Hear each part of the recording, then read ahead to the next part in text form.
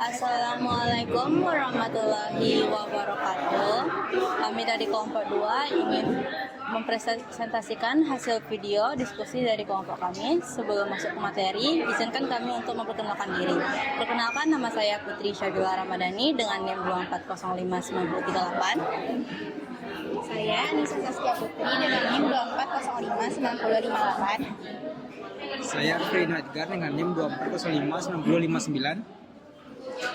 Perkenalkan, nama saya Muhammad Mufti Rifki Alfi dengan NIM 295043. Saya Dafa Al-Muzaki Deputra dengan NIM 2405938. Saya Rizky Putra Dinarto dengan NIM 2405996. Dan saya Muhammad Fatir Aidila dengan NIM 240599135. Baiklah, setelah perkenalan diri,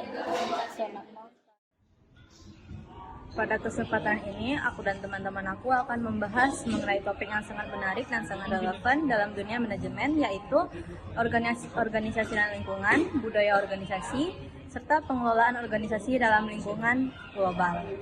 Mari kita pahami poin-poin utama yang akan kita bahas. Selanjutnya, kita akan membahas lingkungan organisasi. Kita akan membahas definisinya terlebih dahulu. Lingkungan organisasi adalah semua faktor yang mempengaruhi jalannya suatu organisasi, baik dari dalam maupun luar. Faktor-faktor ini dapat berdampak pada strategi, operasional, serta keberlanjutan perusahaan. Memahami lingkungan yang organisasi penting agar perusahaan dapat beradaptasi dan tetap kompetitif. Dalam lingkungan organisasi, terdapat hubungan antara manajer organisasi dan lingkungan. Yang pertama, manajer sebagai pengelola. Manajer bertanggung jawab dalam mengatur sumber daya organisasi agar mencapai tujuan secara efektif dan efisien. Kedua, organisasi sebagai wadah. Organisasi menyediakan struktur dan sistem yang memungkinkan manajer serta karyawan bekerjasama untuk mencapai visi dan misi. Yang ketiga, lingkungan sebagai pengaruh eksternal. Faktor eksternal seperti pelanggan, pesaing, regulasi, dan teknologi mempengaruhi cara organisasi beroperasi dan mengambil keputusan. Yang keempat, interaksi berkesinambungan. Manajer harus mampu menyesuaikan strategi organisasi dengan perusahaan lingkungan agar tetap relevan dan kompetitif. Selanjutnya, kita akan membahas hubungan antara manajer, organisasi, dan lingkungan. Yang pertama, organisasi dan manajernya mempengaruhi lingkungan. Yang pertama, menciptakan produk atau layanan baru. Yang kedua, menetapkan kebijakan bisnis dan strategi pemasaran. Yang ketiga, membangun hubungan dengan stakeholder eksternal. Dan yang keempat, mempengaruhi tren industri dan persaingan. Yang kedua adalah perubahan dalam lingkungan mempengaruhi organisasi dan manajernya. Yang pertama, munculnya pesaing baru di pasar. Yang kedua, perubahan regulasi dan kebijakan pemerintah. Yang ketiga, berkembangnya teknologi yang mengubah cara kerja. Dan yang keempat, penggeseran tren dan preferensi konsumen. Nah, selanjutnya aku akan membahas mengenai lingkungan dalam organisasi. Nah, di organisasi itu terdapat dua lingkungan. Yang pertama ada lingkungan internal dan lingkungan eksternal. Nah, lingkungan internal adalah faktor-faktor dalam organisasi yang langsung mempengaruhi operasional dan strategi perusahaan. Nah, beberapa elemen utama dalam lingkungan internal itu, yang pertama ada pemilik atau owner. Pemilik adalah individu atau pihak yang memiliki saham atau modal dalam perusahaan. Mereka berperan dalam menentukan visi dan arah perusahaan ke depannya. Lalu yang kedua ada tim manajemen. Tim manajemen ini bertanggung jawab dalam mengelola organisasi serta mengambil keputusan strategis yang berpengaruh terhadap keberhasilan perusahaan. Lalu yang ketiga ada sumber daya manusia. Nah, di sumber daya manusia ini seperti karyawan ini merupakan aset utama perusahaan yang menjalankan operasional sehari-hari. Produktivitas dan kualitas kerja mereka sangat menentukan keberhasilan bisnis nantinya. Lalu ada lingkungan fisik. Lingkungan fisik ini seperti infrastruktur, teknologi, dan fasilitas menjadi faktor pendukung utama dalam kelancaran operasional organisasi. Nah, yang kedua itu adalah lingkungan eksternal. Lingkungan eksternal itu mencakup faktor-faktor di luar organisasi yang dapat mempengaruhi jalannya bisnis. Beberapa elemen penting dalam lingkungan eksternal ini adalah yang pertama adalah pelanggan. Pelanggan atau konsumen adalah faktor utama yang menentukan keberlanjutan bisnis. Kepuasan mereka terhadap produk atau jasa yang ditawarkan sangat berpengaruh terhadap kesuksesan perusahaan. Lalu yang kedua adalah pemasok. termasuk menyediakan bahan baku atau komponen penting yang dibutuhkan perusahaan dalam proses produksi. Hubungan yang baik dengan pemasok sangat krusial bagi kelancaran operasional bisnis. Lalu yang ketiga ada pesaing. Perusahaan lain yang menawarkan produk atau jasa serupa menjadi tantangan bagi perusahaan. Oleh karena itu, strategi diferensiasi dan inovasi sangat diperlukan untuk menghadapi persaingan. Lalu yang keempat ada media. Media berperan dalam membentuk opini publik dan citra perusahaan melalui pemberitaan. Reputasi yang baik di mata masyarakat dapat meningkatkan kepercayaan dan loyalitas pelanggan. Yang kelima ada pemerintah. Regulasi, pajak, dan kebijakan pemerintah memiliki dampak langsung terhadap bisnis. Oleh karena itu, perusahaan harus selalu mengikuti peraturan yang berlaku agar tetap beroperasi dengan lancar. Lalu yang terakhir ada teknologi. Perkembangan teknologi membuka peluang sekaligus tantangan bagi perusahaan. Adaptasi terhadap inovasi teknologi dapat meningkatkan efisiensi dan daya saing bisnis.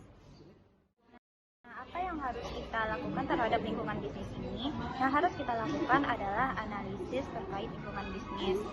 Analisis ini bisa kita lakukan dengan cara yang pertama itu adalah deskripsi dan prediksi.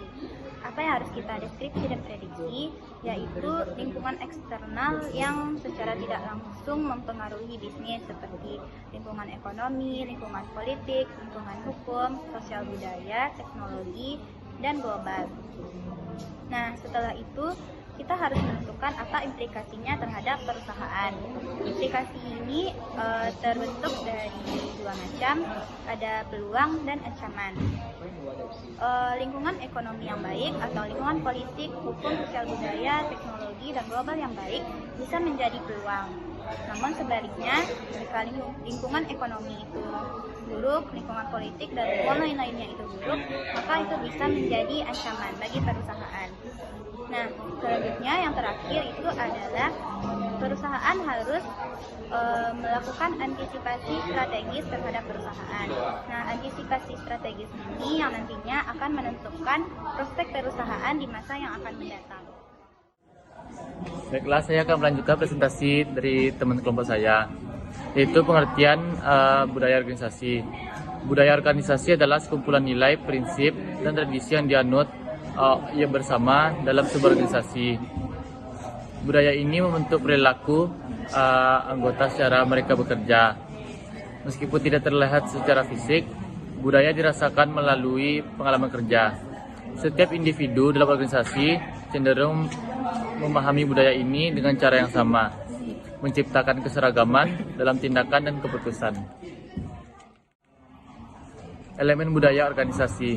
Elemen budaya organisasi adalah aspek-aspek utama yang membentuk karakter dan identitas sebuah organisasi. Elemen-elemen ini mencerminkan bagaimana organisasi beroperasi, mengambil keputusan, serta berinteraksi dengan karyawan dan lingkungannya.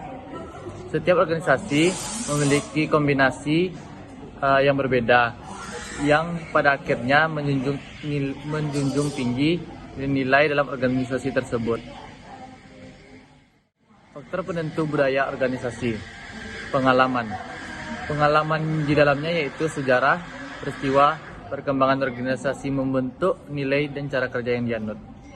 Yang kedua, prinsip dan keyakinan perusahaan. Nilai inti yang dijunjung oleh perusahaan menentukan bagaimana karyawan bertindak dalam mengambil keputusan. Yang ketiga, budaya masyarakat. Norma sosial dan budaya lingkungan di sekitar organisasi mempengaruhi cara kerja dan interaksi dalam perusahaan. Gaya manajerial dan kepribadian pemimpin. Cara pemimpin mengelola perusahaan dan berinteraksi dengan karyawan sangat mempengaruhi budaya dan organisasi. Sumber utama budaya organisasi terbagi menjadi 1. Budaya masyarakat atau budaya nasional di mana organisasi berada secara fisik. 2. Visi, gaya manajerial dan kepribadian para pendiri organisasi atau pemimpin yang dominan. 3. Macam bisnis yang digeluti dan nature of business environment, struktur organisasi. Misalnya struktur biokratis melahirkan pula budaya yang cenderung biokratis. 4. Pelanggan, perilaku pelanggan dan pengaruh terhadap perilaku organisasi. Dan 5. Tradisi warisan organisasi dalam nilai-nilai perusahaan.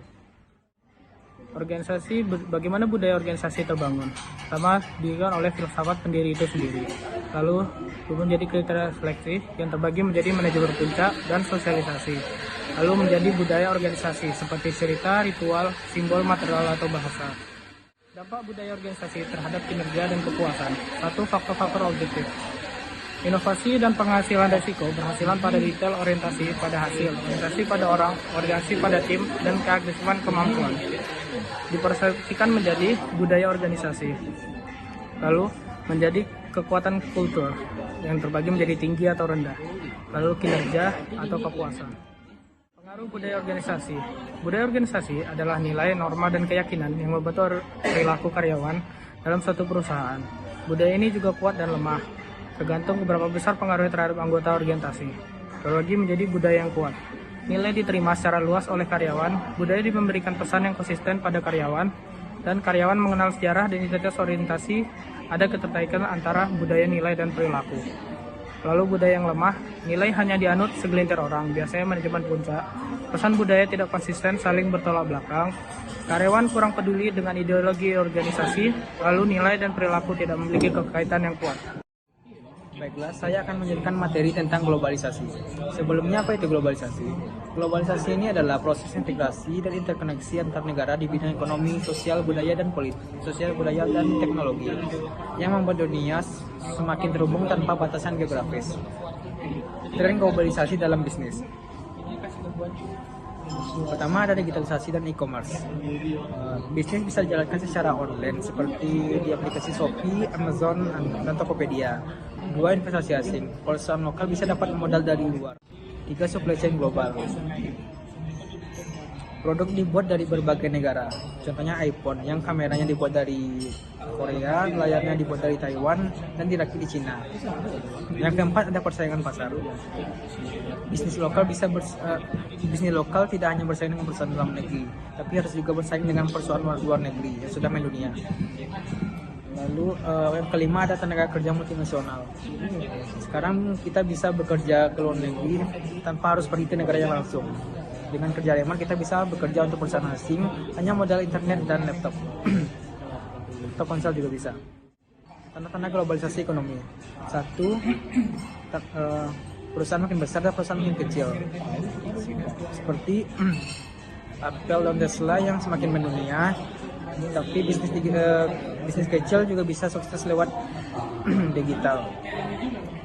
Yang kedua, merger perusahaan besar-besaran seperti yang dilakukan Facebook yang mengakuisisi Instagram dan WhatsApp agar bisa menguasai pasar media sosial.